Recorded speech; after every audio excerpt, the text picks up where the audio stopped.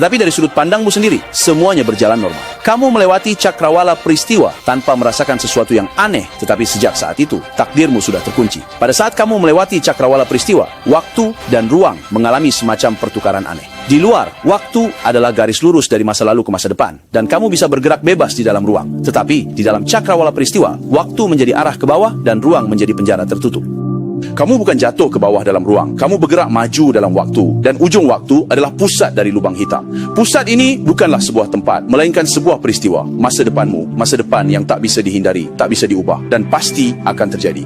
Ada yang bertanya, jika aku menyalakan lilin di dalam lubang hitam, kemana cahaya lilin itu akan pergi? Jawabannya adalah menuju pusat lubang hitam. Semua cahaya, semua materi, semuanya hanya bisa bergerak ke satu arah. Karena di sana, kerucut cahaya sepenuhnya runtuh oleh gravitasi. Masa depan hanya menyisakan satu pilihan, yaitu lenyap. Sampai di sini, Anda seharusnya bisa memahami mengapa para fisikawan gemetar saat melihat kerucut cahaya. Ialah kerucut cahaya, simbol sama kita, bahwa alam semesta telah menetapkan aturan sejak awal. Dan aturan-aturan ini begitu dingin hingga membuat orang putus asa. Kamu pikir kamu memiliki kehendak bebas? Kamu pikir kamu bisa mengubah takdir? Maaf, kerucut cahaya tidak berpikir demikian.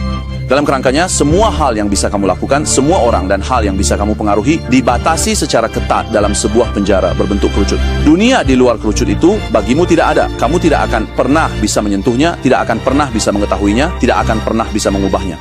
Tetapi di sini ada satu pertanyaan yang lebih menakutkan. Ketika kamu membaca teks ini di suatu sudut alam semesta, mungkin ada sebuah bintang yang sedang meledak. Cahaya yang dipancarkan bintang ini mungkin baru akan mencapai bumi beberapa juta tahun kemudian. Dalam beberapa juta tahun itu, manusia mungkin sudah punah, bumi mungkin sudah tidak ada. Tetapi kerucut cahaya bintang itu tetap mengembang di alam semesta dengan setia mencatat ledakan kuno tersebut. Ketika cahayanya akhirnya mencapai posisi yang dulunya adalah bumi, siapa yang akan menerima sinyal ini? Tidak ada, karena kita sudah lama meninggalkan kerucut cahaya itu. Kita dan bintang itu tidak pernah benar-benar ada di dunia satu sama lain. Inilah pelajaran terakhir yang diberikan kerucut cahaya kepada kita.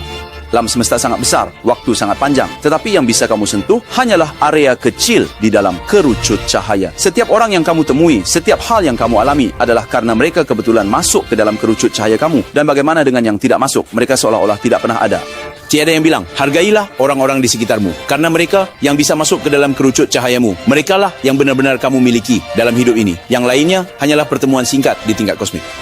Lain kali ketika kamu menatap bintang, ingatlah bahwa yang kamu lihat bukanlah penampakan bintang saat ini, melainkan penampakannya beberapa tahun, puluhan tahun, atau bahkan miliaran tahun yang lalu. Cahaya itu telah melintasi waktu dan ruang yang panjang, akhirnya memasuki kerucut cahaya kamu dan berinteraksi dengan takdirmu. Apakah kamu bilang ini romantis atau kejam? Menurutku, inilah kebenaran alam semesta. Dingin tapi nyata, di dalam kerucut cahaya adalah takdir.